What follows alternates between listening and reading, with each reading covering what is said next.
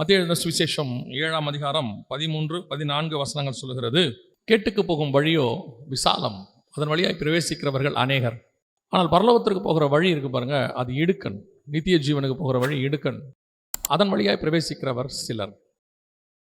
ஆண்டவர் பரலோகத்திற்கு அநேகர் போவார்கள், பாதாளத்துக்கு போகிறவர் சிலர் அப்படின்னு சொல்லாம, கேட்டுக்கு போகிற வழி அதில் அநேகர் பிரவேசிக்கிறார்கள். நித்திய ஜீவனுக்கு போகிற வழி பார்த்தீங்கன்னா ஒரு சிலர் தான் போகிறாங்க அப்படின்னு இருக்கு. இந்த கடைசி காலத்தில் பரலோகத்துக்கு போகிறத பற்றி ரொம்ப ஈஸியாக பேசிகிட்டு இருக்கிறோம். ஒவ்வொருத்தரும் அதுக்கு ஆளாளுக்கு ஒரு வழி வச்சுருக்கிறாங்க. புறஜாதியாரை விட்டுருங்க, அவங்களுக்கு அறியாமையில் சொல்கிறாங்க, அவங்கள விட்டுருங்க. இங்கே கிறிஸ்தவத்தில் பைபிள் கையில் வச்சுருக்கிறவங்க, இந்த வசனத்தை வாசிக்கிறவங்க, இயேசு நேராக சொல்கிறார், நித்திய ஜீவனுக்கு போகிற வழி இடுக்கண், அதன் வழியாக பிரவேசிக்கிறவர் சிலர். இன்னொரு இடத்துல சொல்லும் போது அது மனுஷனால் கூடாதுதான்ட்டார். சொல்லிட்டு சொல்கிறாரு, தேவனால் எல்லாம் கூடும். எவ்வளவோ வழி இன்னைக்கு சொல்லி கொடுத்துட்டாங்க பரலோகத்துக்கு போகிறதுக்கு, ரொம்ப ஈஸியாக போகிற மாதிரி சொல்லிட்டாங்க. நான் வசனம் தெளிவாக சொல்லுது, நரகத்துக்கு போகிறவர்கள், பாதாளத்துக்கு போகிறவர்கள் அநேகர், நித்திய ஜீவனுக்கு பிரவேசிக்கிறவர் சிலர். ஏன் சிலர் மாத்திரம் போகிறார்கள்? ஏன் பாதாளத்துக்கு அநேகர் போகிறார்கள்? இந்த சிலருக்கும் அநேகருக்கும் என்ன வித்தியாசம் இருக்கிறது?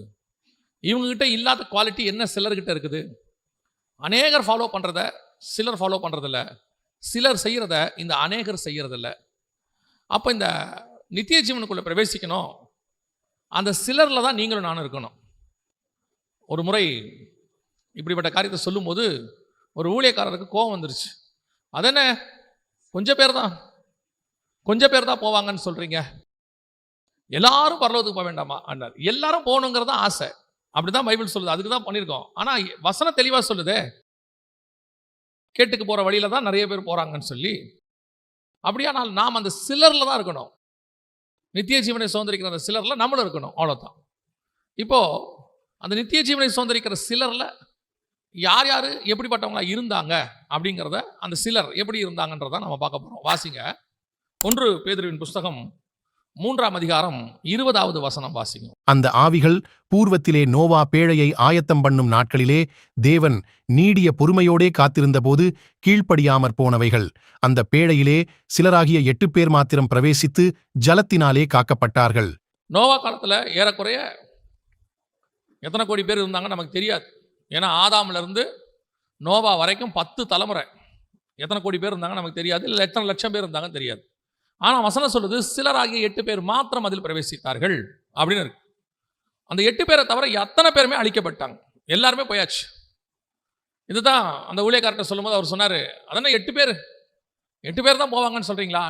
நான் 8 பேர் தான் போவாங்கன்னு சொல்லலை, பைபிள் அப்படி சொல்லுது. சிலராகிய 8 பேர் மாத்திரம் காக்கப்பட்டார்கள், மிச்சம் அத்தனை பேரும் அழிக்கப்பட்டார்கள். இந்த காக்கப்பட்டவங்களுக்கும் அழிக்கப்பட்டவங்களுக்கும் என்ன வித்தியாசம்னு அந்த வசனமே சொல்லுது. 1 பேதுரு 3:20 சொல்லுது. திருப்பி வாசிங்க பார்ப்போம். அந்த ஆவிகள் பூர்வத்திலே நோவா பேழையை ஆயத்தம் பண்ணும் நாட்களிலே தேவன் நீடிய பொறுமையோடே காத்திருந்தபோது கீழ்ப்படியாமற் போனவைகள். அந்த பேழையிலே சிலராகிய 8 பேர் மாத்திரம் பிரவேசித்து ஜலத்தினாலே காக்கப்பட்டார்கள். நீடிய பொறுமையோடு காத்திருக்கிறார். ஏறக்குறைய நோவா 100-120 வருஷம் பேழையை ஆயத்தம் பண்ணியிருக்கிறார்னு சொல்றாங்க. அவர் அந்த 120 வருஷம் பேழையை மட்டும் ஆயத்தம் பண்ணல, அதே பேதுருவின் புஸ்தகம் சொல்லுது, நீதியை பிரசங்கித்தவனாகிய நோவா அப்படின்னு சொல்லுது. அப்போ நோவா ஒரு பக்கம் பிரசங்கமும் பண்ணிக்கிட்டு இருக்கிறார், ஒரு பக்கம் ஆயத்தமும் பண்ணிக்கிட்டு இருக்கிறார். வேலையும் ஆயத்தம் பண்ணுறாரு, ஒரு பக்கம் பிரசங்கமும் பண்ணிக்கிட்டு இருக்கிறார். அந்த காலகட்டத்தில் அவ்வளோ பிரசங்கம் 100 வருஷம் சொன்னபோது கர்த்தர் நீடிய பொறுமையோட காத்திருக்கிறார். ஜலப்பிரளயம் வராமல் அழிக்காமல் நோவா ஒரு பக்கம் வேலையை ஆயத்தம் பண்ணிட்டோம், இந்த ஜனங்கள்லாம் கீழ்ப்படிவாங்களான்னு பார்த்தபோது வசனம் தெளிவாக சொல்லுது, கீழ்ப்படியாமல் போன ஆவிகள். இன்னைக்கும் பரிசுத்த ஆவியானவர் நீடிய பொறுமையோட காத்திருக்கிறார். ஆவியின் கனியோ நீடிய பொறுமை. ஆவியானவர் நீடிய பொறுமையோடு காத்திருக்கிறார். அன்னைக்கு நோவாக்கு ஆயத்தம் பண்ண காட்கள் 100-120 வருஷம். ஆனால் இன்னைக்கு 2000 வருஷமா தேவன் காத்துக்கொண்டே இருக்கிறார். ஆனால் கீழ்ப்படியாமை, தேவன் பேழைக்குள்ள வர சொல்லி அவர்களுக்கு சில காரியங்களை சொல்லி சில அடையாளங்களையும் சொல்லுகிறார். அந்த அடையாளங்கள் எல்லாம் நடைபெறும் போது இவர்கள் கீழ்ப்படியாமல் போனவர்கள். எதுக்கு கீழ்ப்படியாமல் போனவர்கள்? நோவாவின் சுவிசேஷத்திற்கு கீழ்ப்படியாமல் போனவர்கள். என்ன சுவிசேஷம்? நீதியை பிரசங்கித்தவனாகிய நோவா. ஒரு ஜலப்பிரளயம் வரப்போது, ஒரு அழிவு வரப்போது, பேழைக்குள்ள வந்துருங்க, என் கூட சேர்ந்து இந்த பேழையை கட்டுங்க, நாமெல்லாம் சேர்ந்து தப்பிச்சுக்கலான்னு சொல்லும் போது அதெல்லாம் நடக்காது, அப்படிலாம் வராது என்று சொல்லி தேவனுடைய பொறுமையை இவர்கள் போக்கடித்தவர்கள். இன்னைக்கு அப்படித்தான் சபை இருக்குது. இது நான் சபையை குறித்து மாத்திரம் பேசுகிறேன், உலகமும் அப்படித்தான் இருக்கு, சபையும் அப்படித்தான் இருக்கு. தேவன் நீடிய பொறுமையோட காத்திருக்கிறார். என்ன சொன்னாலும் ஒரு கூட்டத்துக்கு ஏற மாட்டேங்குது. அதெல்லாம் நடக்காது, அப்படிலாம் ஆகாது, இதெல்லாம் கடைசி காலம் கிடையாது, கடைசி காலம் சொல்லி ஏமாத்துறாங்க. எப்படி? தேவன் பொறுமையோட காத்திருக்கிற காலத்தை இவர்கள் அதை போக்கடிக்கிற கூட்டம். கடைசி காலத்துல பரியாசக்காரர் வந்து என்ன சொல்லுவாங்களா, அவர் வருவார் என்கிற வாக்குத்தத்தம் எங்கே? இன்னைக்கு அப்படிதான் கூட்டம் இருக்குது. இது ஆயத்தம் பண்ணுறதுக்கு, பரலோகத்துக்கு போறதுக்கான காலம், நம்மை ஆயத்தப்படுத்திக் கொண்டு தேவனை சந்திப்பதற்கான காலம். இது தோட்டங்களையும் துறவுகளையும் தோப்புகளையும் ஒளிவ தோப்புகளையும் வாங்குகிற காலம் அல்ல. அப்படி இருக்கும் பொழுது, தேவன் வருகிற காலம் நெருங்கி கொண்டிருக்கும் பொழுது ஒரு கூட்டத்துக்கு நிர்விசானம். அப்படிலாம் நடக்காதுங்க. கையில பைபிள் வச்சிருக்கிறவங்க தான், சொன்னாலும் வரமாட்டேங்க. இவங்க எப்படிப்பட்டவங்களா இருந்தாங்களா தெரியுமா? வெறும் கீழ்ப்படியாதவங்க மாத்திரம் அல்ல. நம்ம அடிக்கடி இந்த வசனத்தை வாசிக்கிறோம். வாசிங்க, மத்தேயு எழுதின சுவிசேஷம் 24ஆம் அதிகாரம் 38வது வசனத்தை வாசிங்க. எப்படியெனில் ஜலப்பிரளயத்துக்கு முன்னான காலத்திலே நோவா பேழைக்குள் பிரவேசிக்கும் நாள் வரைக்கும் ஜனங்கள் புசித்தும் குடித்தும் பெண் கொண்டும் பெண் கொடுத்தும் ஜலப்பிரளயம் வந்து அனைவரையும் வாரிக்கொண்டு போகும் மட்டும் உணராதிருந்தார்கள். அப்படியே மனுஷகுமாரன் வருங்காலத்திலும் நடக்கும். உணர்வில்லாத இருதயம். இவங்களுக்கு அவங்களுக்கு என்ன வித்தியாசம்? உணர்வில்லாத இருதயம். தேவன் நீடிய பொறுமையோட காத்திருக்கும் போது, ஆண்டவர் சொல்லும் போது அந்த இருதயத்துக்குள்ள எதுவுமே கேட்காது, எவ்வளவு சொன்னாலும் ஏறாது, திருப்பி திருப்பி அதையே தான் செய்யும், அதே தான் செஞ்சுக்கிட்டு இருப்பாங்க. சொன்னா அதுக்கு அவங்களுக்கு ஒரு சுயநீதி வச்சிருப்பாங்க. அதுக்கு அவங்க ஒரு வசனத்தை கையில் எடுத்துக்கிட்டு, தேவன் நீடிய பொறுமை உள்ளவர், தேவன் நம்மை பாதுகாக்கிறவர், அவருடைய சட்டைகளின் மறைவிலே நாம் இருக்கிறோம். உண்மை, நாம் இருக்கிறோம், கர்த்தர் நம்மளை பாதுகாப்பார், அதனால ஜலப்பிரளயம் வராதுன்னு அர்த்தமா? பேழைக்குள்ளே பிரவேசித்தால் பேழைக்குள்ள இருக்கும் போது நாம் பாதுகாக்கப்படுவோம், அதுல எந்த மாற்று கருத்தும் இல்லை. ஆனா பேழைக்கு வெளியே அழிவு இருக்குதே, ஜலப்பிரளயம் வருதே, நீ பேழைக்குள்ள வந்துருன்னு சொன்னா, இல்ல கர்த்தர் காக்கிறவர், நான் வெளியே இருக்கிறேன், என்னை இங்கேயும் காப்பாருன்றதுதான் நிர்விசானம். இதுதான் உணர்வு இல்லாத இருதயம், இதுதான் கீழ்ப்படியாமை. ஆண்டவர் எந்த ஒரு ஆசீர்வாதத்துக்கும் எதுக்கு முன்னாடியோ ஒரு கிரியையை கர்த்தர் எதிர்பார்க்கிறார். கிரியை இல்லாத விசுவாசம் செத்தது. ஏதோ ஒன்று அவர் யாரும் எதிர்பார்க்கிறார். உதாரணமா, தலைப்பிள்ளை சாக போது, தலைப்பிள்ளை சங்காரம் ஆக போது அப்படின்னு சொன்ன உடனே வீட்டுக்குள்ள போய் வாசல்ல ஆட்டுக்குடி ரத்தம் பூசுங்கன்னாரு. இது ஒரு கிரியை. இந்த கிரியை இருந்து விசுவாசம் இருந்தாதான் உங்களுக்கு ஜீவன். கிரியை இல்லாத விசுவாசம் செத்தது. இந்த கிரியை நடப்பிக்காம, அதெல்லாம் கர்த்தர் கிருபை உள்ளவருங்க, அதெல்லாம் ஆண்டவர் பார்த்துப்பாரு, என் வீட்டு வாசல்ல நான் ஆட்டுக்குடி ரத்தம் பூச மாட்டேன்னா சங்காரத்தூதன் உள்ளே வருவான்.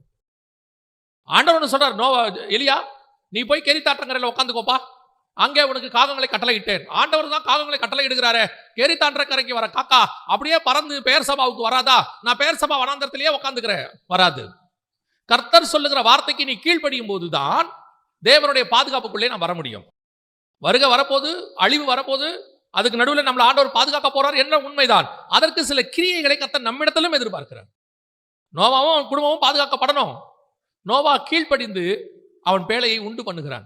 ஆண்டவரே, என்னையும் என் குடும்பம் தானே காப்பாற்ற போறீங்க, எங்களை கொண்டு போய் ஏதாவது ஒரு மலைக்கு உச்சியில வச்சிருங்களேன் அப்படின்னு அவன் சொல்லலை. அவங்க 5 பேர் 8 பேருக்காக வசனம் சொல்லுது, 300 முழ நீளத்துல ஒரு பேழையை உண்டு பண்றான். உலகத்தில் இருக்கிற அத்தனை பேர் வந்து உட்கார்ற மாதிரி. நாமளா தான் என்ன கேட்போம், எங்க 8 பேருக்கு எதுக்கு ஆண்டவரே இவ்வளவு பெருசு? ஏதோ ஒரு டபுள் பெட்ரூம் உள்ள ஒரு ரூம் போதாதா? ஏதோ ஒரு ட்ரிபிள் பெட்ரூம் போதாதா? இவ்வளவு பெருசு எங்களுக்கு தேவையா? ஆண்டவர் சொல்ற, இல்ல நோவா, இதை ரெடி பண்ணு. அதுதான் கீழ்ப்படிதல். கர்த்தர் நீடிய பொறுமையோட காத்திருக்கும் பொழுது, இன்னைக்கும் அதே நீடிய பொறுமையோட தான் காத்திருக்கிறார். கர்த்தர் உங்ககிட்ட சில காரியங்களை சொல்றாரு, சில காரியங்களை விட சொல்றாரு, சில காரியங்களை செய்ய சொல்றாரு, சில காரியங்களை மாத்த சொல்றாரு. முடியுதா? செய்ய முடியுதா? ஒரு ஊழியத்துக்கு வாங்க அப்படின்னு சொன்னா 1008 கேள்வி கேட்கறது தப்பு இல்ல, அதை கன்ஃபார்ம் பண்ணிக்கிறதுக்கு கேட்கறது தப்பு இல்ல, வராம இருக்கிறதுக்கு கேள்வி. சில காரியங்களை விட்டு ஆண்டவனை ஆசீர்வதிக்கிறேன்னு சொன்னா இதையும் விட முடியாது, ஆசீர்வாதமும் வேணும். அதுக்கு ஏத்த மாதிரி தீர்க்க தரிசனம் கிடைக்குமா? அதுக்கேற்ற மாதிரி ஊழியக்காரன் கிடைப்பானா? அதுக்கேற்ற மாதிரி சபை கிடைக்குமா? அங்க போய் உட்காந்துக்கிட்டு அவர்கிட்ட தலையை கொடுத்து அவர் கொடுக்குற தீர்க்க தரிசனத்தை கேட்டுக்கிட்டு அவர் சொல்லிட்டார். இன்னைக்கு உலகம் இவ்வளவு பெரிய முடிவுக்கு நேராக வந்திருக்கிறது. இப்போ உங்க ஜப குறிப்பு என்னவா இருக்குது? இப்போ உங்களுடைய எதிர்பார்ப்பு என்னவா இருக்குது? எல்லாம் பாருங்க உலக பிரகாரமா தான் இருக்கு. இது வரைக்கும் நடத்தின தேவன் இனிமேல் நடத்த மாட்டாரா? இதுக்கப்புறம் போஷிக்க மாட்டாரா? அவர் செய்வார். ஏற்ற காலம் வரும்போது என்னென்ன தரணுமோ எல்லாம் தருவார். குழந்தையா இருக்கும் போது சின்ன ட்ரெஸ் வாங்கி கொடுத்த ஆண்டவர் நம்ம பெரியவங்களாகும் போது பெரிய ட்ரெஸ் வாங்கி கொடுத்துருக்காரு. நான் உனக்கு சின்ன வயசுலேயே குழந்தை ட்ரெஸ் வாங்கி கொடுத்துட்டேன், அதையே நீ தச்சு போட்டுக்க, பெருசாக்கி போட்டுக்கன்னு சொல்லலையே. அதினத்தின் காலத்தில் அதை தான் ஆண்டவர் கொடுக்குறாரு. ஆனா கீழ்ப்படியாமை, அவிசுவாசம் இன்னைக்கு அதுதான் போயிட்டு இருக்குது. அதனாலதான் சிலர் அதுக்குள்ள போனாங்க. அநேகர் கீழ்ப்படியாதவர்களை போன ஆவிகள். இன்னைக்கு கர்த்தர் வரும்போது அதான், ஒரு சபைக்கு 8 பேர் போவாங்களா? ஒரு குடும்பத்தில் 8 பேர் போவாங்களா? எதிர்பார்க்க முடியுமா? அந்த கீழ்ப்படிதல் இருக்குதா? நோவாவும் அவன் குடும்பத்திற்கு இருந்த கீழ்ப்படிதல், மிருகங்களுக்கு, காட்டு மிருகத்துக்கு இருந்த கீழ்ப்படிதல், நாட்டு மிருகத்துக்கு இருந்த கீழ்ப்படிதல், சுத்தமான மிருகத்துக்கு இருந்த கீழ்ப்படிதல், சுத்தம் இல்லாத மிருகத்துக்கு இருந்த கீழ்ப்படிதல், இவைகளுக்கெல்லாம் இருந்த கீழ்ப்படிதல் இன்னைக்கு ஆவிக்குரியவங்கன்னு சொல்ற நமக்கு இல்ல. அவைகளெல்லாம் கீழ்ப்படிந்து பேழைக்கு உட்பட்டன இருக்கு. எங்கேயோ இருக்கிற மிருகம்லாம் ஜோடு ஜோடா புறப்பட்டு வந்து பேழைக்கு உட்பட்டன. எந்த மிருகம்? நன்மை இல்லாத மிருகம், சுத்தம் இல்லாத மிருகம். அந்த மிருகம் கூட ஆண்டவர் பேச்சை கேட்டு உள்ள வந்துருச்சா. ஆனா ரட்சிக்கப்பட்டேன்னு சொல்றவங்க, ஞானசானம் எடுத்தேன்னு சொல்றவங்க, அபிஷேகம் பெற்றேன்னு சொல்றவங்க, ஊழியம் செய்யறேன்னு சொல்றவங்க, கர்த்தருடைய வார்த்தைக்கு கீழ்ப்படியறதுக்கு கஷ்டம். சாதகமா இருந்தா கீழ்ப்படியறது, சாதகம் இல்லாட்டி யோசிக்கிறது, அதுக்கு நமக்கு ஏத்த மாதிரி வசனத்தை வச்சுக்கிறது. நல்லா கவனிச்சு கொள்ளுங்க. உங்க இஷ்டப்படி வாழ்ந்தால் பரலோகத்துக்கு போகலாம் அப்படின்னா முடியாது. பைபிள் அப்படி சொல்லல, ஒரு இடத்துல கூட சொல்லல. தேவ சித்தத்தின்படி வாழ்ந்தவங்க தான் பரலோக ராஜ்யத்துக்குள் பிரவேசிக்க முடியும். அது கொஞ்சம் இடுக்கம்தான், கொஞ்சம் கஷ்டம்தான். உங்களுடைய ஆசை பரலோகத்துக்கு இருக்கணும்னு சொன்னா பூமி மேல இருக்கக்கூடாதுன்னு அர்த்தம். ஏன்? ரெண்டு எஜமானுக்கு வேலை செய்ய முடியாது. உலக பொருளுக்கும் தேவனுக்கும் என்ன செய்ய முடியாது? வேலை செய்ய முடியாது. நீங்க தேவனுக்கு வேலை செய்யுங்க, இதுக்கு தேவையானதை தேவன் கொடுக்க வல்லமை உள்ளவராக இருக்கிறார். உங்களுக்கு பரலோகத்தையே ரெடி பண்ணி கொடுத்த ஆண்டவருக்கு, பரலோகத்துல ஒரு நகரம் கட்டுற ஆண்டவருக்கு, பரலோகத்துல வாசஸ்தலம் கட்டுகிற ஆண்டவருக்கு பூமியில உங்களுக்கு என்ன கொடுக்கணும் தெரியாதா? யோசிச்சு பாருங்க. நீங்க பார்க்காத, போக முடியாத, உங்களால ஒண்ணுமே செய்ய முடியாத ஒரு இடத்துல உங்களுக்குன்னு பார்த்து பார்த்து ஒண்ணு செஞ்சிட்டு இருக்கிறார் ஆண்டவர். வாசஸ்தலம் செய்யறார். அப்படி செய்யற தேவன் நீங்க கொஞ்ச காலம் இருக்க போற இந்த பூமியில எதுவும் செய்ய மாட்டாரா? தேவையானதை கொடுக்க மாட்டாரா? ஆண்டவரை எனக்கு இதை கொடுங்க, ஆண்டவரை எனக்கு அதை கொடுங்க. ஏன் அவருக்கு தெரியாதா உங்களுக்கு என்ன தேவை என்பதை பரமபிதா முன்பே அறிந்திருக்கிறார். உங்களை நாங்க என்ன சொல்றோம்? கீழ்ப்படிங்கன்றார் ஆண்டவர். இந்த சத்தியத்துக்கு கீழ்ப்படிங்க, இந்த காரியங்களை விட்டு விலகுங்க. அதே மாதிரி தான் தேவன் சொல்லும் போது நீங்கள் பேழைக்குள்ள வந்துட்டால் நல்லது, அந்த சிலராகிய 8 பேருக்குள்ள நீங்க இருந்துட்டா நல்லது. நிறைய இன்னொரு குரூப் இருக்கு, இன்னொன்னு சொல்லுவாங்க. என்ன சொல்லுவாங்க தெரியுமா? ஏங்க என்னமோ இவங்க தான் புதுசா சொல்ற மாதிரி சொல்றாங்க, அவங்களுக்கு எல்லாம் தெரியாதா, இவங்களுக்கு தெரியாதா? கவனிங்க, பிரதான ஆசாரியனாகிய ஏலிக்கு தெரியாதது சாமுவேலுக்கு தெரிய வாய்ப்பு இருக்கிறது. புரியுதா? அதுவரைக்கும் இஸ்ரவேலுக்குள்ள இருந்த ஆசாரியர்களுக்கு தெரியாதது இயேசுவுக்கு தெரிய வாய்ப்பு இருக்கிறது. அவன் என்ன சொன்னா, 33 வயசு உள்ள ஒரு வாலிபன், இவர் வந்து நமக்கு போதிக்கிறார் அப்படின்னு. அவங்களுக்கு தெரியாதது எல்லாமே யாருக்கு தெரியலாம்? உங்களை விட சின்ன வயசு உள்ளவங்களுக்கு தெரியலாம். நீங்கள் ஒரு சத்தியத்துல தவறா போயிட்டு இருக்கலாம், அதை திருத்தக்கூடிய ஆள் சின்ன வயசு ஆளா கூட இருக்கலாம். அதுதான் சொல்றேன், அநேகர் எதுக்கு பின்னாடி போறாங்க? இந்த கீழ்ப்படியாமை கூட்டத்துக்கு பின்னாடி போறாங்க. ஏன்னா இதுதான் ஃபார்முலான்னு இவங்களா நினைச்சுக்கிட்டாங்க. இத்தனை ஆண்டு காலமா இதுதான் ஃபார்முலா போல. இப்படிதான் கேட்டா சொல்றது, ஏன் இவங்களுக்கு தெரியாதா? இத்தனை வருஷம் இருக்கிறாரு, அவருக்கு தெரியாதா? தெரியாது. ஏன்? அவங்களுக்கு பார்த்து வளர்ந்தவங்க அப்படி வளர்ந்துட்டாங்க, சத்தியத்துக்குள்ள வராம அப்படி போயிட்டாங்க. எதுக்கு ஜெபம் பண்ணணும், எதுக்கு ஜெபம் பண்ணக்கூடாது தெரியாது. ஒரு கூட்டமே உட்காந்து ஜெபம் பண்ணும். இந்தியாவுக்கு அவரை கொடுங்க, இவரை கொடுங்க, உட்காந்து ஒரு கூட்டமே ஜெபம் பண்ணும். எதுக்கு ஜெபம் பண்றீங்க? தேசத்தின் சேமத்துக்கு ஜெபம் பண்ணுங்க, தேசத்துக்கு சேமத்துக்கு ஜெபம் பண்ணுங்க.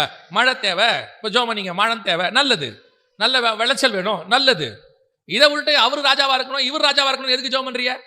தேவன் ராஜாவாக இருக்கணும், ஜெபம் பண்ணுங்க. உம்முடைய ராஜ்யம் வருவதாக, அதுதான் சரியான ஜெபம். இஸ்ரவேலுக்கு யார் ராஜாவா வரணும்னு எலியா ஜெபம் பண்ணவே இல்லை, எலிசா ஜெபம் பண்ணல, இருக்கிற ராஜா ரட்சிக்கப்படணும் தான் ஜெபம் பண்ணாங்க. யோசித்து பாருங்க, ஆண்டவர் பணம் கொடுக்குறாரு, லேண்ட் கொடுக்குறாரு, வாங்க ஜெபம் பண்ணலான்னா அப்படியே ஒரு கூட்டமே ஏஞ்சி நிற்கும், ஒரு கூட்டமே ஏஞ்சி நிற்கும். உங்களுக்கு ஆண்டவர் வீடு கொடுக்க போறாரு, யாராருக்கெல்லாம் வீடு வேணும், யாராருக்கெல்லாம் லேண்ட் வேணும், ஏஞ்சி நில்லுங்கன்னா ஒரு பெரிய கூட்டம் ஏந்திரிக்கும். அதுவே இப்படி சொல்லி பாருங்க, நித்திய ஜீவன் ஞானம் அறிவு என்கிற பொக்கிஷத்தால கத்த நிரப்ப போகிறார். இது முதல் கொண்டு ஆண்டவர் உங்களுக்கு பரலோகத்தின் ஞானத்தில் நிரப்பார். எத்தனை பேர் ஏந்திருப்பீங்க? ஏன்னா இது ஒரு இடுக்கனான வாசல், கொஞ்சம் தான் போகும், ஒரு 4 பேர், ஒரு 3 பேர். ஆனா இதுக்கு பின்னாடி ஒரு பெரிய கூட்டமே போகும். ஆனா ஆண்டவர் சொல்றாரு, அது விசாலமான பாதை, ரொம்ப கேர்ஃபுல்லா இருந்து கொள்ளுங்க. இப்பவும் திருப்பி சொல்றேன், அப்ப பூமியில ஒண்ணும் கிடையாதா? உண்டு, எல்லாம் உண்டு. எந்த கூட்டம் போகும் தெரியுமா? ஜலப்பிரளயம் வரப்போது, நான் பேழையை கட்டணும், எப்போ வரும் தெரியாது, எவ்வளவு சீக்கிரம் நான் கட்டுறேனோ அவ்வளவு சீக்கிரம் நான் பாதுகாப்பான இடத்துக்கு போவேன். அவனுடைய தரிசனம் முழுக்க முழுக்க பேழைக்குள் மாத்திரம் இருந்தது. அந்த சிலராகிய 8 பேர் மாத்திரம் தான் பிரவேசிப்பார்கள். 2வது, கேட்டுக்கு போகிறவர்கள் அநேகர், ரட்சிக்கப்படுகிறவர்களோ நித்திய ஜீவனுக்குள்ள சுதந்திரிக்கிறவர்களோ சிலர். யார் அந்த சிலர்? வாசிங்க, அப்போஸ்தலர் நடவடிக்கைகள் 17ஆம் அதிகாரம் 34வது வசனத்தை வாசிங்க. சிலர் அவனை பற்றிக் கொண்டு விசுவாசிகளானார்கள். அவர்களில் மார்ஸ் மேடையின் நியாயாதிபதிகளில் ஒருவனாகிய தியோனீசியு என்பவனும் தாமரி என்னும் பேருள்ள ஒரு ஸ்திரீயும் இவர்களுடனே வேறு சிலரும் இருந்தார்கள். இப்ப அவளை எவ்வளவு பேர் பற்றி கொண்டார்கள்? அந்த 34ஆம் வசனம் எப்படி ஆரம்பிக்குது? சிலராகிய சிலர் அவனை பற்றி கொண்டு. ஆனா எவ்வளோ பேர் கேட்டாங்க தெரியுமா? வாசிங்க 21வது வசனத்தை வாசிங்க. அத்தனை பட்டணத்தார் எல்லாரும் தங்குகிற அந்நியரும். அதாவது அந்த சிட்டியில இருக்கிற அத்தனை பேரும் வந்துட்டான். அந்த சிட்டியில இருக்கிற எல்லாரும் வந்துட்டான். கூட அந்த சிட்டியை சாராம கிராஸ் பண்ணுவான்ல டிராவலர், வழிபோக்கன், அடுத்த ஊருக்கு போறவன், அன்னைக்கு நைட் அங்க தங்கி இருப்பான்ல, அவனும் வந்துட்டான். அங்கே தங்குகிற யாவரும். அப்பனா எவ்வளவு பெரிய கூட்டம் இருக்கு பாருங்க. சரி, ஒருவேளை அந்த சிட்டியில ஒரு 1000 பேர்னே வச்சுக்கோங்க. ஏன்னா பைபிள்ல வந்து ஆயிரங்களில் சிறியதுன்னு இருக்குது. ஒரு 1000 வச்சுக்கோங்க. அந்த பட்டணத்தில் இருக்கிற 1000 பேரும் அங்கே தங்குகிற ஒரு 50-100 பேர்னு வச்சுக்கோங்க. நான் சொல்றது ரொம்ப சீப்பான கணக்கு. பட்டணம்னா நிறைய பேர் இருப்பாங்க. அவ்வளவு பேர் இருக்கிறதான ஒரு கூட்டத்துல எத்தனை பேர் அவனை பற்றி கொண்டார்கள்? சிலர் மாத்திரம் அவனை பற்றி கொண்டு. பேசுகிறது பவுல், அதான் ரொம்ப முக்கியம். நல்ல கவனிங்க, பேசுகிறது பவுல். ஆனா நடந்தது என்ன அப்படின்னு பாத்தீங்கன்னு சொன்னா, பவுல் பேசினாலும் கூட சிலர் தான் அவனை பற்றி கொண்டார்கள். நாம இன்னைக்கு என்ன சொல்றோம்? பவுலின் உபதேசம் அப்படி இருக்கு, பவுலின் உபதேசம் இப்படி இருக்கு. உண்மை, அவனை மாதிரி டெப்தா எழுதுறதுக்கு ஆள் இல்லைன்னு பேதுருவே சொல்லிட்டார். அவன் எழுதுனதெல்லாம் பைபிள் ஆயிடுச்சு. அப்படிப்பட்ட ஒரு ஆள் பேசுறார். அவன் எப்படின்னா கிறிஸ்துவுக்கு அடுத்தாமா, நான் கிறிஸ்துவை பின்பற்றுகிறது போல நீங்களும் என்னை பின்பற்றுங்கள். அப்பனா இந்த பூமியில வந்ததுல கிரைஸ்டுக்கு அப்புறம் டாப் மோஸ்ட் நம்பர் 1 ஊழியக்காரனா யார் தான்? பவுல் தான் புதிய ஏற்பாட்டுல. அப்பேற்பட்ட பவுல் பேசுறாரு. வசனம் சொல்லுது சிலர் மாத்திரம் பற்றி கொண்டார்கள். சிலர் மாத்திரம். அப்ப அந்த சிலர் மாத்திரம் பற்றி கொள்வதற்கு என்ன காரணம்? அவ்வளோ பேர் கேட்டாங்களே, அவ்வளோ ஜனங்கள் கேட்டாங்களே, அந்த ஜனங்கள்லாம் ஏன் கேட்கல? அந்த ஜனங்களுக்கு ஏன் அந்த வார்த்தை போகல? ஒரு சிலருக்கு மாத்திரம் பவுல் பேசுனது ஏன் போச்சு அப்படின்னா, அந்த 21வது வசனத்தை திருப்பி வாசிங்க பாப்போம். 21 திருப்பி வாசிங்க. அந்த அத்தேனே பட்டணத்தார் எல்லாரும் அங்கே தங்குகிற அந்நியரும் நவமான காரியங்களை சொல்லுகிறதிலும் கேட்கிறதிலுமே ஒழிய வேறொன்றிலும் பொழுது போக்குகிறதில்லை. இவன் யார் தெரியுமா? புதுசு புதுசா கேட்கணும்னு நினைக்கிறவன். நவமான காரியங்களை நல்லா கேட்பான், சூப்பரா கேட்பான். ஆனா எதுக்கு கேட்பான் தெரியுமா? பொழுது போக்குறதுக்கு கேட்பான் உட்காந்து.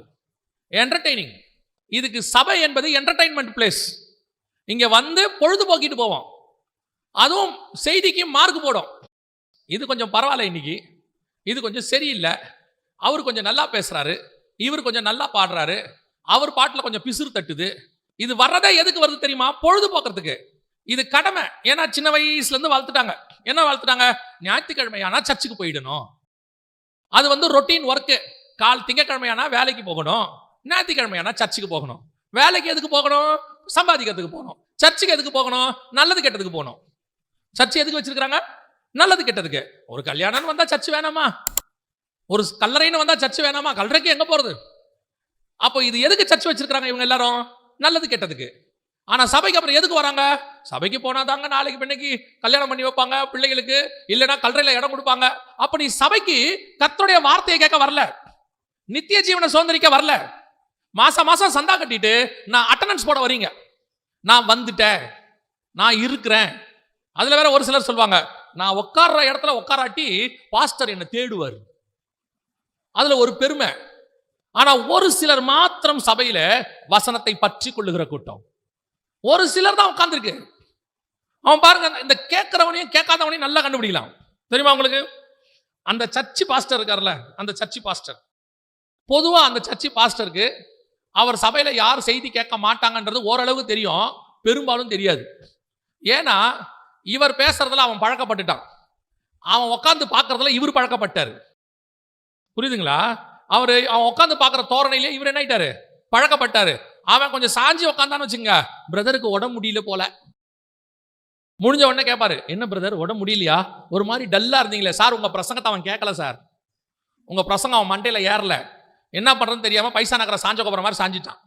ஏன்னா அவருக்கு தெரியாது, இவனுக்கும் முடியாது. உட்காந்து ஒரு கூட்டம் அந்த அந்த ஸ்தல போதகருக்கு அதை கண்டுபிடிக்கிறது கொஞ்சம் கஷ்டம்னு சொல்றேன். இன்னும் கொஞ்சம் பேர் இருக்கான், இந்த காலையில் எழுந்திரிச்சு காப்பி குடிக்கட்டி என்னவோ மாதிரி இருக்கும்பாங்க, பார்த்துருக்கீங்களா? எனக்கு என்னமோ காலையில் காப்பியே குடிக்கலைங்க, ஒரு மாதிரி மண்டை வெடிக்குதுப்பா.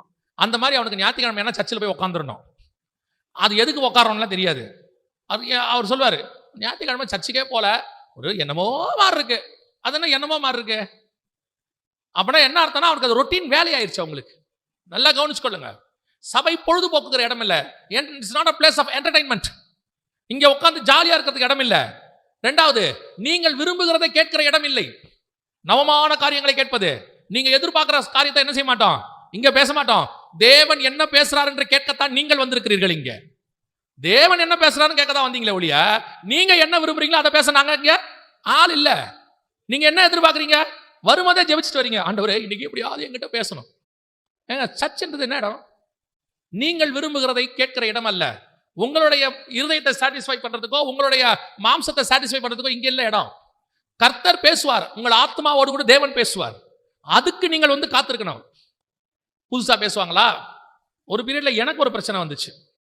என்ன பிரச்சனைனா, செய்தி கொடுக்க கொடுக்க ஒரு சிலர் என் கூட இருந்தவங்க அப்ப, பிரதர் இன்னைக்கு என்ன ஆண்டவர் புதுசா சொன்னார், டெய்லி ஸ்வீட் போடுற மாதிரி ஆயிடுச்சு ஸ்வீட் கடையில், இன்னைக்கு புது பலகாரம் என்ன, இன்றைய ஸ்பெஷல் என்ன அப்படின்னு ஆயிடுச்சு.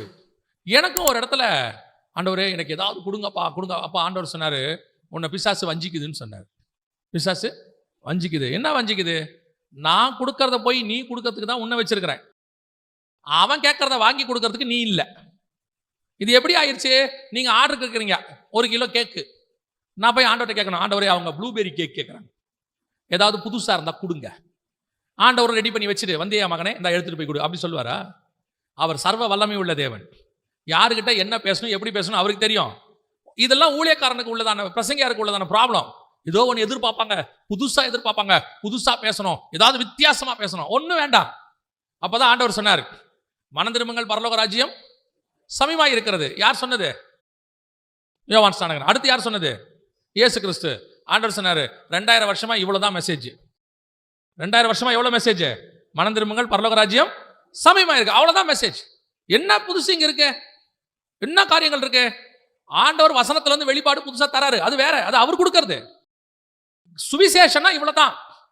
நம்ம என்ன எதிர்பார்க்கிறோம்? இன்னும் கொஞ்சம் ஏதாவது கொஞ்சம் நல்லா புதுசா என்ன கொஞ்சம். ஆண்டவர் சொல்றாரு, நீ புதுசா கேப் பண்றதுக்கு நான் என்ன செய்ய முடியாது, தர முடியாது. நான் புதுசா தரும்போது நீ வாங்கிக்க, அவ்வளவுதான். இங்கதான் மிஸ்டேக் ஆகுது. இன்னைக்கு நாம எப்படிப்பட்டது? நவமான காரியம். சில விஷயம்லாம் ஆண்டவர் கொடுக்கும்போது வாங்கிக்கணும், அவ்வளவுதான், முடிஞ்சிருச்சு. புதுசா நவமான காரியங்கள். ஒன்று பொழுதுபோக்குற கூட்டம், இன்னொன்று இந்த மாதிரி ஒரு கூட்டம். ஆண்டவர்கிட்ட 2 காரியம் இருக்குது. வாசிங்க மத்தேயு சுவிசேஷம் 13ஆம் அதிகாரம் 52வது வசனத்தை வாசிங்க. தன் பொக்கிஷத்திலிருந்து எடுத்து கொடுக்கிற வீட்டு எஜமானுக்கு எப்படி எடுத்து கொடுப்பானா? வீட்டு எஜமான் புதியவைகளையும் பழையவைகளையும் எடுத்து கொடுக்கிற வீட்டு எஜமான். அப்ப ஆண்டவர் நமக்கு கொடுக்கிற காரியத்துல என்னென்ன இருக்குது? புதுசும் இருக்கு, பழசும் இருக்கு. புதுசு விரும்புறது தப்பு இல்ல, ஆனா பழசும் இருக்கும். 2ம் கொடுப்பார் ஆண்டவர். இன்னைக்கு நம்ம வெறும் புதுசா, இந்த பிரதர் போகும்போது ஒரு வேளை கேட்பாங்க, இன்னைக்கு என்ன புது பாட்டு பாட போறீங்க? ஏன் புது பாட்டு பாடணும் அப்படின்னா கண்டிஷன் இருக்கு. புது பாட்டு பாடுறோம்னு கண்டிஷன் இருக்கா? அப்படி ஏதாவது இருக்குதா? ஆண்டவர் மேடை ஏறும் போது அவருக்கு என்ன பாட்டு பாட சொல்றாரோ அதை அவர் பாடுவார், அதான் பாட்டு. சிலரை பார்த்த உடனே உங்களுக்கு சந்தோஷம் வரும் தெரியுமா? அப்பாடா இவர் வந்துட்டார். ஏன் உங்களுக்கு சந்தோஷம் வருது? அவர் வந்தாருன்னா என்டர்டைன்மெண்ட்டாக இருக்கும். புரியுதா உங்களுக்கு? சிலர் வந்தாருன்னா உங்களுக்கு என்டர்டைன்மெண்ட்டாக இருக்காது. நீங்க என்ன நினைப்பீங்க? இவர் வந்திருக்கிறாரு, அவர் மூலமாயும் தேவன் பேச வல்லமை உள்ளவராக இருக்கிறார். எதுலேருந்து வேணா புதுசு வரும், எதுலேருந்து வேணா பழசு வரும். நாம இங்க புதுசு கொடுக்குறாரா பழசு கொடுக்குறாரான்னு பார்க்க வரல, அவர் எதை கொடுக்குறாரோ அதை நான் வாங்க வந்திருக்கிறேன். இந்த சிலர் இருக்கான் பாருங்க, அவன் வெறும் அதை தான் எதிர்பார்த்து வருவான். அவன் யார் பேசினாலும் கவலைப்பட மாட்டான், எது பேசினாலும் கவலைப்பட மாட்டான். அவனுடைய நோக்கம் ஒன்னே ஒன்று இருக்கும், கர்த்தர் என்னோடு கூட பேசுகிறாரா, அது கர்த்தருடைய வார்த்தையா. இந்த அநேகர் உட்காந்துருப்பான், அப்படியே உட்காந்து மார்க் போடுறது. இவரு அவருக்கு பரவாயில்லைங்க, அவரை விட இவர் கொஞ்சம். ஊழியக்காரங்களே அப்படி இருக்காங்க. ஒன்னு அவர் ஒன்றும் புதுசா சொல்லிங்க. அன்னைக்கு ஜஸ்டின் பிரபாகரன் என்ன சொன்னாரோ அதே தான் சொல்றாரு, பின்ன வேற என்ன சொல்றது? அன்னையிலிருந்து இன்னை வரைக்கும் ஒரே நாமம் இயேசு கிறிஸ்து தான், வேற என்ன நாமத்தை சொல்றது? வேணா மாத்தி இந்த காலத்துல சொல்லிக்கலாம், யேசுவான்னு சொல்லிக்கலாம், என்ன புதுசா சொல்றாங்க. ஆனா எதை சொன்னாலும் இயேசுநாதர் மட்டும்தான் சொல்ல முடியும், வேற ஒன்றும் சொல்ல முடியாது. ஸோ நல்லா தெரிஞ்சுக்கொள்ளுங்க. யார் பிரவேசிப்பா தெரியுமா? இந்த பொழுதுபோக்கு உட்காந்துருக்கிற கூட்டம், இந்த மார்க் போடுற கூட்டம், இல்லை இங்கே உட்காந்துக்கிட்டு வந்து ஜட்ஜ் பண்ற கூட்டம், புதுசா இருக்கா பழசா இருக்கா, இதை நீங்க அந்த மெசேஜ்லயே சொல்லிட்டீங்க. இது ஏற்கனவே இந்த மெசேஜ்ல வந்துருச்சு, வரட்டும். இயேசுநாதரே ஏசாயால சொன்னான்னு சொல்றாரு, பவுல் சொல்றாரு, அதுல சொல்லி இருக்குதுன்னு சொல்றாரு, மத்தேயு எழுதுறாரு, எரேமியா சொல்லி இருக்கிறாருன்னு அவங்களே கோட் எடுத்து தான் சொல்றாங்க. ஏன் போன மெசேஜ்ல இருந்து ஒன்று சேர்த்து சொன்னா தப்பா? நான் எனக்கு ஒன்று விசுவாசிப்பேன் எப்பவுமே, என்ன தெரியுமா? எந்த செய்தியிலும் எப்பேற்பட்ட யார் பேசினாலும், கழுத பேசினா கூட ஒரு 5 நிமிஷமாவது கர்த்தர் நமக்கு பேசுவார். நீங்க எதிர்பார்த்தீங்கன்னா கர்த்தர் உங்களோடு கூட பேச வல்லமை உள்ளவராக இருக்கிறார். அல்லேலூயா. கடைசியாய் வாசிங்கள் 1 கொரிந்தியர் 10ஆம் அதிகாரம் 5வது வசனத்தை வாசிங்க. 1 கொரிந்தியர் 10:5. அப்படி இருந்தும் அவர்களில் அதிகமான பேரிடத்தில் தேவன் பிரியமாய் இருந்ததில்லை, ஆதலால் வனாந்தரத்திலே அவர்கள் அழிக்கப்பட்டார். நல்ல கவனிங்க, இது யாரை பத்தி சொல்லப்பட்டிருக்குன்னா இஸ்ரவேல் ஜனங்களை பத்தி பேசப்பட்டிருக்கு. அவங்க எகிப்துல இருந்து புறப்பட்டு கானானுக்கு போறதை பத்தி பேசப்பட்டிருக்கு. அந்த இடத்துல வசனம் சொல்லுது, அநேகரிடத்தில் அவர் எப்படி இல்லையா, பிரியமாய் இருந்ததில்லை. என்ன காரணம் அப்படின்னு கேட்டீங்கன்னா, கீழே ஒரு 4 காரணம் சொல்றாரு ஏன் அவங்க கிட்ட அவர் பிரியமாய் இல்லைன்னு. இன்னைக்கும் நம்ம கானான் பிரயாணம் மாதிரி பரம கானான் பிரயாணம் புறப்பட்டு இருக்கிறோம். உலகத்துல இருந்து நம்ம பரலோகத்துக்கு புறப்பட்டு இருக்கிறோம். இப்ப பிரயாணத்துல இருக்கிறோம். இந்த பிரயாணத்துல ஒருத்தருக்கு ஒரு சிலர் இடத்துல கர்த்தர் பிரியமாய் இருக்கவில்லை. ஏன் இல்ல அப்படின்னு சொன்னா, இவங்க எப்படிப்பட்டவங்களா இருக்கிறாங்க? முதல்ல வாசிங்க, 7ஆம் வசனம் வாசிங்க. ஜனங்கள் புசிக்கவும் குடிக்கவும் உட்கார்ந்திருந்து விளையாட எழுந்திருத்தார்கள் என்று எழுதியிருக்கிறபடி. இது எங்க இருக்குது? யாத்ராகமத்தின் புஸ்தகம் 32ஆம் அதிகாரம் 6ஆம் வசனம் வாசிங்க. பின்பு ஜனங்கள் புசிக்கவும் குடிக்கவும் உட்கார்ந்து விளையாடவும் எழுந்தார்கள் அப்படின்னு இருக்கு. இது எதை பத்தி சொல்லப்பட்டிருக்கிறது அப்படின்னு கேட்டீங்கன்னு சொன்னா, இவங்க பிரயாணம் போறாங்க. ஆனால் தேவன் எதிர்பார்த்தது என்ன இவங்க கிட்ட அப்படின்னா, அவரையே பின்பற்றி கொண்டு எகிப்தில இருந்து கானானுக்கு போவாங்கன்னு பார்த்தா, இவங்க நடுவில் என்ன செய்ய தொடங்கிட்டாங்கன்னா, தங்கள் கடவுளை விட்டு வேற பக்கம் போயிட்டு வேற முறைமைக்குள்ள போயிட்டாங்க. கண்டுகுட்டி வழிபாட்டுக்கு போயிட்டாங்க. வேற முறைமைக்குள்ள போயிட்டாங்க. அந்த முறைமையில எப்படி இருக்குதுன்னா, உட்காந்து நல்லா சாப்பிட்றது, நல்லா குடிக்கிறது, நல்லா ஜாலியா இருக்கிறது, அப்புறமா என்ன பண்றது, அப்படியே சந்தோஷமா இருக்குது, டான்ஸ் ஆடுறது, எல்லாம் பண்றது. இது கர்த்தருக்கு அருவருப்பா இருந்துச்சுன்னு பைபிள் சொல்லுது. கர்த்தர் என்ன பண்ணாரா, வனாந்தரத்தில் அவர்கள் அழிக்கப்பட்டார்கள். இன்னைக்கு ஒரு கூட்டம் சர்ச்சில் அப்படிதான் இருக்கு. புசிக்க குடிக்க ஜாலியா இருக்க. சர்ச்சுங்கிறது என்ன? ஒன்று ஃபெஸ்டிவல் இல்லையா, ஏதாவது திருவிழா பண்டிகை இல்லை திருவிழா, அப்படி இல்லையா சர்ச்சில் ஏதாவது விசேஷமான நாட்கள், பர்த்டே, மேரேஜ் டே எல்லாம் வச்சுக்கிட்டு சர்ச்சுங்கிறது எப்படி ஆயிடுச்சு அப்படின்னு கேட்டிங்கன்னா, ஒரு ரெக்ரியேஷன் சென்டர் மாதிரி மாறிக்கிட்டு இருக்குது. அப்போ இவன் சர்ச்சுன்றதை எப்படி ஆயிட்டா, குசிப்பு குடிப்பு விளையாடுற இடம், ஜாலியாக இருக்கிற இடம். சாப்பிட்ட மீட்டிங் முடிச்சிட்ட பிறகு போகும்போது சாப்பாடு கொடுக்கறது தப்பே கிடையாது, இயேசுநாதரே போட்டிருக்கிறாரு. ஆனால் சாப்பிட்றதுக்காக மீட்டிங் வர பாருங்க, அதான் தப்பு. நல்லா கவனிச்சுக்கொள்ளுங்க. ஆண்டவர் இதை விரும்புகிறது இல்லை. சபை அப்படிப்பட்ட இடம் இல்லை. 2வது, அவர்கள் எப்படி இருந்தார்கள்? 8வது வசனம் வாசிங்க. 1 கொரிந்தியர் 10:8. அவர்களில் சிலர் வேசித்தனம் பண்ணி ஒரே நாளில் 23,000 பேர் விழுந்து போனார்கள். வேசித்தனம் என்றால் புதிய ஏற்பாட்டில் என்ன அப்படின்னு கேட்டீங்கன்னு சொன்னா, சரீரப்பிரகாரமான வேசித்தனம் என்பது ஒரு உறவு இருக்கும்போது இன்னொரு உறவோடு கூட போவது வேசித்தனம். ஆவிக்குரிய விதத்தில் என்ன அப்படின்னு கேட்டீங்கன்னா, வாசிங்க 2 கொரிந்தியர் 11ஆம் அதிகாரம் 3வது வசனத்தை வாசிங்க. ஆகிலும் சர்ப்பமானது தன்னுடைய தந்திரத்தினாலே ஏவாளை வஞ்சித்தது போல உங்கள் மனதும் கிறிஸ்துவை பற்றிய உண்மையினின்று விலகும்படி கெடுக்கப்படுமோவென்று பயந்திருக்கிறேன். அவர் எதை பத்தி சொல்றாருன்னா, ஒரு உபதேசத்தை நீங்க கரெக்டா ஃபாலோ பண்ணிட்டு இருக்கும்போது இன்னொரு உபதேசம் உள்ள வருது. அந்த உபதேசம் உங்களுக்குள்ளே வந்து இந்த 2 உபதேசமும் ஒன்னா இருக்கும்போது அது ஆவிக்குரிய விபச்சாரம்.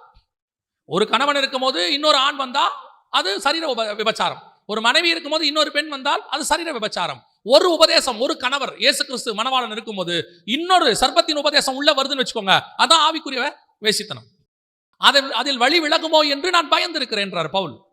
இன்னைக்கு சபை எல்லா உபதேசத்துக்குள்ளும் போயிட்டு இருக்குது. ஒன்னு கிறிஸ்துவனுடைய உபதேசம் இதுவும் இருக்கு, அப்படியே கொஞ்சம் கொஞ்சம் உலகத்தின் உபதேசமும் வருது, கொஞ்சம் கொஞ்சம் கள்ள உபதேசமும் வருது. அதாவது கிறிஸ்துவே தேவன் இல்லைன்னு சொல்ற உபதேசம் இருக்கு. புரியுதா உங்களுக்கு? கிறிஸ்து தேவனுடைய குமாரன், அதை ஒத்துக்கிறோம், ஆனா அவர் கடவுள் கிடையாதும்பா. அந்த உபதேசக்காரனுக்கு பேரும் கிறிஸ்தவன் இங்க. ஆனா பைபிள் சொல்லுது, விசுவாசிக்கும் அவிசுவாசிக்கும் சம்பந்தம் ஏது, இருளுக்கும் ஒளிக்கும் சம்பந்தம் ஏது. இவங்க என்ன சொல்றாங்க, நாம் எல்லாம் ஒண்ணு, கிடையவே கிடையாது, ஒன்னாக இருக்கவே முடியாது. இயேசு கிறிஸ்துவை தேவனுடைய குமாரன் என்று விசுவாசியாதவன், அறிக்கை பண்ணாதவன் பொய்யன், அந்தி கிறிஸ்து என்று 1 யோவான் சொல்லுது. பிதாவாகிய தேவன் உண்டு, குமாரனாகிய கிறிஸ்து உண்டு. 5ஆம் அதிகாரம் வெளிப்படுத்தின விசேஷத்துல சிங்காசனத்தின் மேல் நீடித்த ஆயுசுள்ளவர் வீற்றிருந்தார், அடிக்கப்பட்ட வண்ணமாய் இருக்கிற ஆட்டுக்குட்டியானவர் போய் அவர் கையில் இருந்து புத்தகத்தை வாங்கினார்னு இருக்கு. உட்கார்ந்து இருக்கிறவர் யாரு, வாங்கினவர் யாரு? கிறிஸ்துவுக்கு முன்னாடி அத்தனை பேரும் தாழ விழுந்து பணிந்து கொள்ளும் போது கிறிஸ்துவுக்கு முன்னாடி ஒருத்தர் சிங்காசனத்துல உட்கார்ந்து இருக்கிறார். யாரு? அவர் தான் பிதாவாகிய தேவன். 2மே அங்க இருக்கு. அவன் ஒத்துக்க மாட்டாங்க. அவங்களோடு கூட நம்ம ஒன்னா போகவே முடியாது. விக்கிரக வழிபாடு நம்மளும் ஒன்னா போகவே முடியாது. இதுதான் இன்னைக்கு சபைக்குள்ள இருக்கக்கூடியதான ஆவிக்குரிய வேசித்தனம். அடுத்து வாசிங்க, பரீட்சித்து பார்த்தார்கள். 9ஆம் வசனம் வாசிங்க. கிறிஸ்துவை பரீட்சித்து பார்த்து பாம்புகளால் அழிக்கப்பட்ட. இது எங்க இருக்கு? என்னாகமத்தின் புஸ்தகம் 21ஆம் அதிகாரம் 4வது வசனம். அவர்கள் ஏதோம் தேசத்தை சுற்றி போகும்படிக்கு ஓர் என்னும் மலையை விட்டு சிவந்த சமுத்திரத்தின் வழியாய் பிரயாணம் பண்ணினார்கள். வழி நிமித்தம் ஜனங்கள் மனமடிவடைந்தார்கள். நல்லா கவனிச்சுக்கொள்ளுங்க. இவங்க யாருன்னு கேட்டீங்கன்னா, தேவன் கொடுக்கிற ஆகாரத்தினால மனமடிவானவர்கள், தேவன் கொடுக்கிற வழியில மனமடிவானார்கள். அங்க வசனம் இருக்கு, அப்புறமா நீங்க படிச்சுக்கொள்ளுங்க. இவர்களை குறித்து தான் வேதம் சொல்லுது, இவர்கள் தேவன் கொடுக்கிற ஆகாரத்துல திருப்தி அடையாதவர்கள். தேவன் ஒரு ஆகாரம் கொடுக்கிறார், மன்னா கொடுக்கிறார் வனாந்தரத்துல, அதுல இவங்க என்ன ஆகல? திருப்தி ஆகல. இவங்க என்ன கேட்கறாங்க? எகிப்துல நாங்க சாப்பிட்ட சாப்பாடு அங்க நல்லா இருந்துச்சு. இப்ப இயேசு என்ன சொல்றாரு பாருங்க, வாசிங்க. யோவான் எழுதின சுவிசேஷம் 6ஆம் அதிகாரம் 26வது வசனம் வாசிங்க. அப்பம் புசித்து திருப்தியானதினால் என்னை தேடுகிறீர்கள் என்று மெய்யாகவே மெய்யாகவே உங்களுக்கு சொல்றேன். இது ஒரு கூட்டம். இது என்ன கூட்டம் தெரியுமா? தேவனுக்கிட்ட எதையாவது தேடுற கூட்டம். சாப்பாடு போடுறாரு, அப்பத்துக்காக தேடுகிற கூட்டம். அவன் அப்பம் கொடுக்கலன்னு முறுமுறுத்தான், இவன் அப்பம் கொடுத்தாதான் தேடுவான். அவர் தெளிவா சொல்றாரு, நீங்கள் அற்புதங்களை கண்டதினால் அல்ல, அப்பத்துக்காக என்னை தேடுகிறீர்கள் என்று மெய்யாகவே மெய்யாகவே நான் உங்களுக்கு சொல்லுகிறேன். கிறிஸ்துவை ஏதோ ஒரு நோக்கத்துக்காக தேடுகிற கூட்டம். அவர் கொடுப்பார், அதை கொடுப்பார், இதை கொடுப்பார், அது செய்வார், இதை செய்வார். ஒரு சிலர் சாப்பாட்டுக்கே மீட்டிங்க்கு வராங்க, அது அதை விட கொடுமை. இன்னொரு கூட்டம் கிறிஸ்து எதையாவது கொடுப்பார். இப்ப அடுத்த வசனத்துல இயேசு என்ன சொல்றாரு பாருங்க, வாசிங்க. அழிந்து போகிற போஜனத்திற்காக அல்ல, நித்திய ஜீவன் வரைக்கும் நிலை நிற்கிற போஜனத்திற்காகவே கிரியை நடப்பியுங்கள். அதை மனுஷகுமாரன் உங்களுக்கு கொடுப்பார். அவரை பிதாவாகிய தேவன் முத்திரித்திருக்கிறார் என்றார். அப்போ எதுக்கு தேட சொல்றாரு? நித்திய ஜீவனுக்கு என்ன தேடுங்க. சாப்பாடு கிடைக்குதுன்னு தேடாதீங்க, ட்ரெஸ் கிடைக்குதுன்னு தேடாதீங்க, லேண்ட் கொடுக்குறாங்கன்னு தேடாதீங்க, வீடு கொடுக்குறாங்கன்னு தேடாதீங்க. இயேசு அதை கொடுப்பார், இதை கொடுப்பார். வசனம் நேரா இருக்கு, இல்லைன்னா நான் சொல்லல, இதெல்லாம் வசனமே இருக்கு. போஜனத்துக்காக மனுஷகுமாரனை தேடாதிருங்கள், நித்திய ஜீவனுக்கு தேடுங்க. நீங்க நித்திய ஜீவனுக்கு தேடுங்க, போஜனமும் சேர்த்து அவரே கொடுப்பார். போஜனம் கொடுக்க மாட்டாருன்னு சொல்லல, ஆனா நீ தேடுகிறது எதுக்காக இருக்கக்கூடாது? அப்பா வீட்டுக்கு வரும்போது பையனுக்கு ஏதாவது என்ன செய்வாரு? வாங்கிட்டு வருவார். பொதுவா பையன் என்ன பண்ணுவான்? அப்பா வந்தோடனே அப்பா வந்துட்டாரு, ஏன்னா அப்பா கையில் என்ன இருக்கு? ஒரு சின்ன பேக் இருக்குது, ஏதோ ஒரு பலகாரம் வாங்கிட்டு வருவாரு, ஏதோ ஒன்று வாங்கிட்டு வருவாரு, ஓடி வருவான். ஒரு நாள் அப்பா கையில இல்ல, அப்பா ஒன்றும் வாங்கிட்டு வரல, அப்பா வந்துட்டாரு அப்படின்னு சொல்லிட்டு கையில பேக் இல்லைன்னு, நீ ஒன்றும் வாங்கிட்டு வரலையா, போங்கப்பா அப்படின்னு போயிட்டானா அப்பாவுக்கு எப்படி இருக்கும்? அப்ப இதனால வரைக்கும் அவன் எதுக்கு தேடி இருக்கிறான்? என்ன, என் கையில் இருக்கிற பேக்குக்கு தேடி இருக்கிறான். அப்பாவை உண்மையா அவன் தேடல. கையில பேக் இருந்தாலும் சரி, பேக் இல்லாவிட்டாலும் சரி, காலையில இருந்து நான் எங்க அப்பாவை பார்க்கல, எங்க அப்பா வந்துட்டாரு. ஒரு நாள் இல்லைன்னா என்ன, வந்திருக்கிறது எங்க அப்பா. அவர் கூட கொடுத்தாலும் சரி, கொடுக்கா விட்டாலும் சரி, நான் தேடுவது எங்க அப்பாவை தான். நான் எங்க அப்பா கொண்டு வரது எனக்கு பிடிக்கும், கொடுக்கறது பிடிக்கும், கொடுக்கா விட்டாலும் எங்க அப்பாவை எனக்கு பிடிக்கும். இதுதான் உண்மையான அன்பு, அதுதான் நித்திய ஜீவன். அதைத்தான் அவர் சொல்றாரு. நீங்க வாங்க, நான் உங்களுக்கு சாப்பாடு போடுறேன். என்னைக்காவது இயேசு திருப்பி ஃப்ரீயா அமைச்சிருக்கிறாரா? எங்க 7000 பேருக்கு போட்டிருக்கிறாரு, 4000 பேருக்கு போட்டிருக்கிறாரு, 5000 பேருக்கு போட்டிருக்கிறாரு. சீஷர்கள் 3.5 வருஷம் சாப்பாடு போட்டிருக்கிறாரு. ஒரு நாள் கூட ஃபாஸ்டிங் இல்லையாமா, இல்லையா? யோவானுடைய சீஷர் வந்து பரிதாபமா கேட்கறான், எங்களெல்லாம் ஃபாஸ்டிங் போட்டு யோவான் கொள்றான், இவனுக்கு நல்லா திங்கிறானுங்க, இவனுங்களுக்குலாம் ஃபாஸ்டிங்கே இல்லையான்னு. அவர் சொல்றாரு, 3.5 வருஷம் கிடையாது, நான் போன பிறகு இருப்பாங்க, அதை அப்புறம் பார்த்துக்கலாம். இவனுங்க 10ஆவதுக்கு போற வழியில் இருக்கிற வயல்ல இருக்கிற எல்லாத்தையும் எடுத்து குறிச்சிக்கிட்டே வேற போவாங்க. மிச்ச மீதி வேற என்ன சொல்லிடுவாரு? மீதமானதை கூட நிறைய அள்ளுங்கள். அதுக்கு ஆவிக்குரிய அர்த்தம் இருக்கு. அவன் எடுத்து வச்சுக்கிட்டான். அப்பா சோத்திரம், பிரைஸ் தலாட், இன்னும் ஒரு 6 மணி நேரத்துக்கு பிரச்சனை இல்லை. ஆண்டவர் கொடுக்குறாரு. இது கொடுக்கா விட்டாலும் என் தேவனை நான் தேடுவேன். பேதுரு, இன்னைக்கு அப்பம் இல்லை, என்ன செய்யலாம்? ஆண்டவரே, நான் அப்பத்துக்காக உங்களை வரல, அப்பத்துக்காக உங்க பின்னாடி வரதுன்னா என் வீட்டுக்கே போயிருப்பேன். அவ்வளோ 2 போட்டு நிறைய மீனை விட்டுட்டு வந்தது காரணம் என்ன தெரியுமா? அப்பத்துக்காக அல்ல, நித்திய ஜீவனுக்காக. அதுதான் கர்த்தர் எதிர்பார்க்கிற கூட்டம். கடைசியாக வாசிங்க, முடிச்சிடலாம். 10வது வசனம் வாசிங்க. 1 கொரிந்தியர் 10. அவர்களில் சிலர் முறுமுறுத்து சங்காரக்காரனாலே அழிக்கப்பட்டார்கள், அதுபோல நீங்களும் முறுமுறுக்காதிருங்கள். இது எங்க நடந்துச்சு? என்னாகமத்தின் புஸ்தகம் 14ஆம் அதிகாரம் 2வது வசனம் வாசி. இஸ்ரவேல் புத்திரர் எல்லாரும் மோசேக்கும் ஆரோனுக்கும் விரோதமாக முறுமுறுத்தார்கள். சபையார் எல்லாரும் அவர்களை நோக்கி, எகிப்து தேசத்திலே செத்துப்போனோமானால் நலமாயிருக்கும், இந்த வனாந்தரத்திலே நாங்கள் செத்தாலும் நலம். தேசத்தை சுத்தி பார்த்துட்டு வந்துட்டு, தேசம் ரொம்ப கடினமா இருக்க, போக முடியாதுன்னு என்ன செய்தி பரப்பினார்கள்? துர்ச்செய்தி பரப்பினார்கள். இப்போ துர்ச்செய்தி பரப்பின அந்த குரூப்பில் 12 பேர் இருந்தாங்க. எத்தனை பேர் செத்து போனாங்க? அங்கேயே ஸ்பாட்டில், அன்னைக்கு மறுநாள் 10 பேர் என்ன ஆயிட்டான்? செத்துட்டான். 2 பேர் மாத்திரம் தப்பிச்சான். 29வது வசனம் வாசிங்க. இந்த வனாந்தரத்தில் உங்கள் பிரேதங்கள் விழும், உங்களில் 20 வயது முதல் அதற்கு மேற்பட்டவர்களாக எண்ணப்பட்டு உங்கள் தொகைக்கு உட்பட்டவர்களும் எனக்கு விரோதமாய் முறுமுறுத்திருக்கிறவர்களுமாகிய அனைவரின் பிரேதங்களும் விழும். எப்புன்னேயின் குமாரன் காலேபும் நூனின் குமாரன் யோசுவாவும் தவிர மற்றவர்களாகிய நீங்கள், நான் உங்களை குடியேற்றுவேன் என்று ஆணையிட்டு கொடுத்த தேசத்தில் பிரவேசிப்பதில்லை. எத்தனை பேரும் செத்து போவீங்கன்ட்டார். 2 பேர் தான் போவாங்க. சிலர் மாத்திரம் அதில் பிரவேசிக்கிறார்கள். ஏன் தெரியுமா? தேசம் கடினமா இருக்கு, அங்கே ராட்சதர் இருக்கிறாங்க, அங்க அரணான பட்டணம்லாம் இருக்கு, மற்ற பட்டணத்தை போல அல்ல. இது கொஞ்சம் கஷ்டமா தான் இருக்கு, உண்மைதான். ஆனா இந்த 10 பேருக்கும் இந்த 2 பேருக்கும் ஒன்னே ஒன்று இருந்துச்சு. அவ்வளவு கடினத்திலையும் இந்த 10 பேர் முடியாது, ஆகாது, நடக்காது, சாவ போறோம், எகிப்திலே செத்துருக்கலாம், இங்க வந்தா சாவணும் முறுமுறுத்தான். இந்த 2 பேர் சொன்னா, இல்ல இது வரைக்கும் நடத்தினவர் இனிமேலும் நடத்த வல்லமை உள்ளவராய் இருக்கிறார். அவன் கர்த்தர் மேலே பற்றுள்ளவனாய் இருந்தார். அவன் வாயில முறுமுறுப்பு வரல, விசுவாச வார்த்தை வந்துச்சு. இன்னைக்கு எதுக்கு எடுத்தாலும் முறுமுறுப்பு. இது வரைக்கும் நடத்தி கொண்டான்ட்டாரு, இதுக்கு மேல நடத்த மாட்டாரா? நம்மளும் நடத்திட்டாரு. நான் சிறு வயதா இருக்கும் போது, நான் சின்ன பையனா இருக்கும் போது என்னை காப்பாத்தினாரு. நான் பெரியவனாகி, நான் திருமணமாகி, எனக்கு ஒரு குடும்பம் வருது, இப்பவும் காப்பாத்துறாரு. நான் ஒருத்தனா இருக்கும் போதும் காப்பாத்தினாரு, திருமணமாகி 2 இருக்கும் போதும் காப்பாத்தினாரு, ஒரு குழந்தை பிறக்கும் போது 3 ஆகும் போதும் காப்பாத்தினாரு, 2 பிள்ளை பிறந்து 4 ஆகும் போதும் காப்பாத்தினாரு. இன்னைக்கு ஒரு மினிஸ்ட்ரி, நாங்க ஒரு 10 பேர் இருக்கோம், எங்க அத்தனை பேரையும் கர்த்தர் காப்பாத்திக்கிட்டு இருக்கிறார். அன்னைக்கு நடத்தினவர் முடிவு பரியந்தம் நடத்த வல்லமை உள்ளவரா இருக்கிறார். அந்த விசுவாசம் வரணும். என்ன நடக்கும், ஏது நடக்கும், ஃபியூச்சர் என்ன ஆகும், இப்படியே போனா என்ன ஆகும், கையில காசு இல்ல, நாளைக்கு என்ன ஆகும், இன்னைக்கு கையில காசு இல்ல, நாளைக்கு காசு இருக்கலாமே. தேவன் இன்னைக்கு ஏன் கொடுக்கலன்றதுக்கும் காரணம் இருக்கு, நாளைக்கு கொடுக்கறதுக்கும் காரணம் இருக்குது. ஊழியத்தை ஆரம்பிக்கும் போது உதவி செய்யறதுக்கு காசு கொடுக்கறதுக்கு யாரும் இல்ல, ஒரு சிலர் தான் இருந்தாங்க. அவங்க கிட்ட கேட்கறதுக்கு கொஞ்சம் கஷ்டம், போய் கேட்க அசிங்கமா இருக்கும், கேட்க மாட்டோம், அன்னைக்கு கஷ்டம். ஆனா இன்னைக்கு அப்படி அல்ல, கேட்காமலேயே கொடுப்பதற்கு கர்த்தர் வல்லமை உள்ளவராய் இருக்கிறார். அதைத்தான் உங்களுக்கு நான் சொல்றேன். அன்னைக்கு கையை பிடித்தவர் முடிவு பரியந்தம் கைவிடாமல் நடத்த வல்லமை உள்ளவராய் இருக்கிறார். நம்ம வாயிலிருந்து மட்டும் முறுமுறுப்பு மட்டும் வரக்கூடாது. எதுக்கு எடுத்தாலும் முறுமுறுப்பு, சின்ன விஷயம் உடனே பேசாம செத்து தொலைலாம். இது நடந்த சம்பவம். ஒரு அம்மா எப்ப பார்த்தாலும் கணவர் எது வாங்கிட்டு வந்து கொடுத்தாலும், எங்க அப்பா என்னை எப்படி வச்சிருந்தார் தெரியுமா, தங்க தட்டுல வச்சிருந்தார், எங்க அப்பா என்னை ராணி மாதிரி வச்சிருந்தாரு, நாங்க 2 பிள்ளைங்க, 2 பொன் பிள்ளைங்க, எங்க அப்பா அப்படி தாங்குவார். இவனுக்கு ரொம்ப டென்ஷன் ஆயிடுச்சு. ஒரு நாள் என்ன பண்ணிட்டான், கையை பிடிச்சி தரன்னு இழுத்துன்னு போயிட்டான். இழுத்துட்டு போய், மாமா அவங்க அப்பா கிட்ட, இவங்களை நீங்க எப்படி வச்சிருந்தீங்கன்னு சொல்லுங்க, அதே மாதிரி நானும் வச்சுக்கிறேன்.